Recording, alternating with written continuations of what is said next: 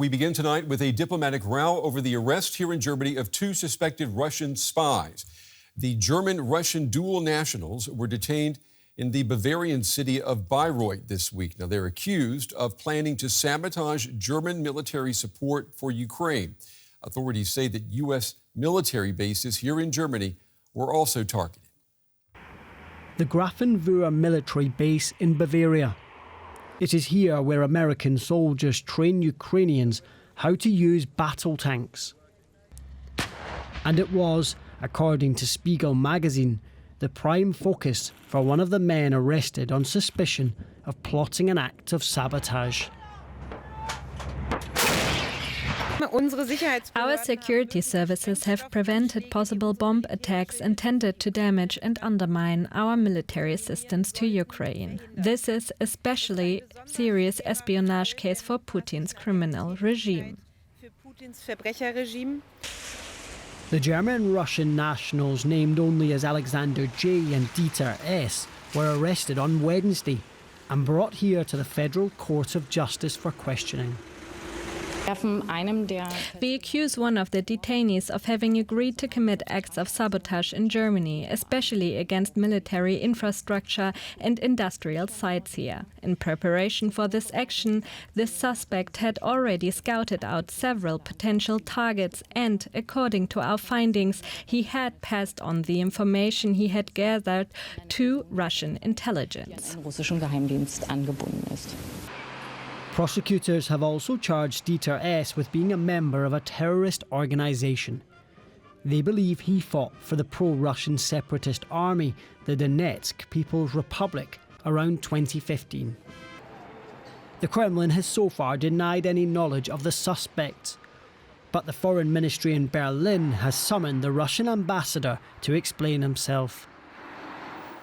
And for more now, I want to bring in our Russian affairs analyst, Konstantin Eggert. Konstantin, it's good to see you. What more can you tell us about these two suspects? What do we know? Well, we know very little, but I can tell you, Brent, I think this is a very, very important, I don't want to use the word sensational, but very important investigation and arrests, because it's not only, at least judging by the Federal Prosecutor's Office words, it's not only about espionage. That was normal and that dates back to, decades of the Cold War. It is about actual acts of sabotage that were planned, or at least these people were trying to facilitate it. I'm not at all surprised that these people have some kind of, evidently, with two passports, some kind of Soviet or Russian or post-Soviet rather background. They're both about 40 years of age. So that means they were probably brought to Germany, I suspect so, we don't know, as a lot of them, as children. There are hundreds of thousands, not more than 1 million of such people in Germany. And it is, alas, a very propitious ground for the SVR, the Russian Foreign Intelligence Arm, and the GRU, the military intelligence, to recruit people, especially those who are either keen on money or for some reason do not integrate and are dissatisfied with their life. Yeah, what you describe here is fertile ground here in Germany for the Russian Secret Service. I'm wondering, has Germany grossly underestimated the reach of the Kremlin here in Germany when it comes to, I guess, convincing people to turn against Germany, or when it comes to changing public opinion here in Germany? Well, frankly, Brent, I think it was vastly underestimated for at least most of the post-Soviet period.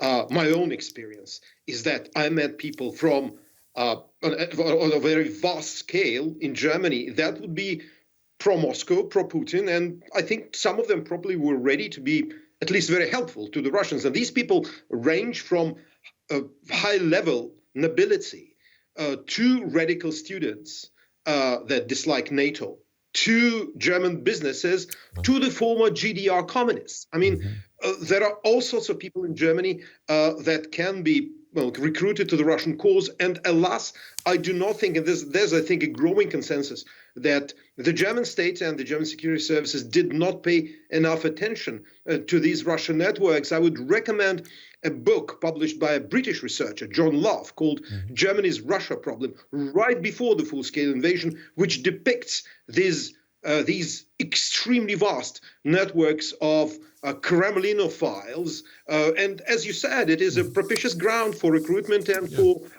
info operations too. And what you're describing also, predates the war in Ukraine. How vast would you say that this network of Russian spies in Germany, how vast is it?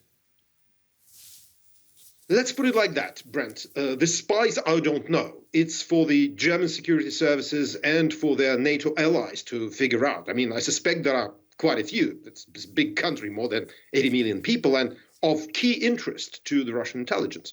What I can testify, including my own experience, for example, I belong to minor nobility. I met extremely pro-Putin and anti-American German aristocrats who think that America ruined their lives.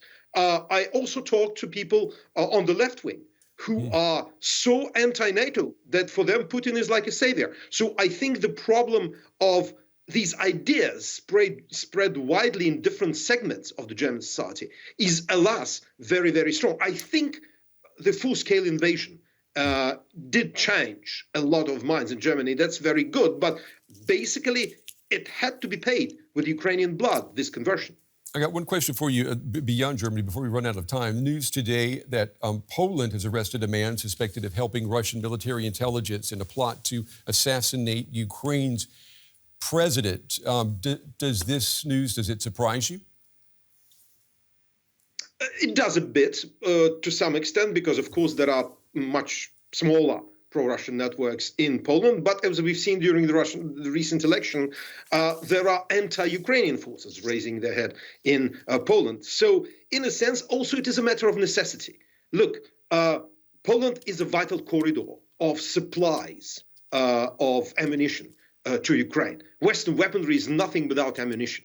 And it seems that Russians are paying more and more attention to that. And of course, you can always find in any country, you can find greedy people or people who can basically blackmail to work for you. So I think that now what we see is condensed Russian interest in Western transport corridors and production facility that could resupply Ukraine. And I think we'll see probably, I suspect, alas, more of such cases in Central and Eastern Europe and probably Germany. Our Russia analyst, Konstantin Eggert. Konstantin, as always, we appreciate your time and your analysis. Thank you. And we can now bring in Oleksandr Danylyuk. He's an expert on Russian hybrid warfare and joins us from Kyiv. Mr. Danylyuk, welcome to DW. Now, these two suspects are alleged to have passed on sensitive information about military bases and industrial sites in Germany.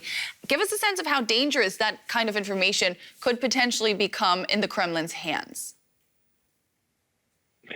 I don't think that could be any sort of problem for Germany. I mean, the information itself is not a big deal, but at the same time, what is already reported that actually that people, they were involved also in the preparation of some sabotage activities on the territory of Germany, and this is a threat for German national security. And also, I think that considering the fact that both of that suspects, they are German citizens, and despite they originally were born in Russia, they moved to Germany many years ago. So it means that actually Russians have a huge network of people who live in Germany and have even legal ground to live there, have citizenship, and who can be used for any kind of activities.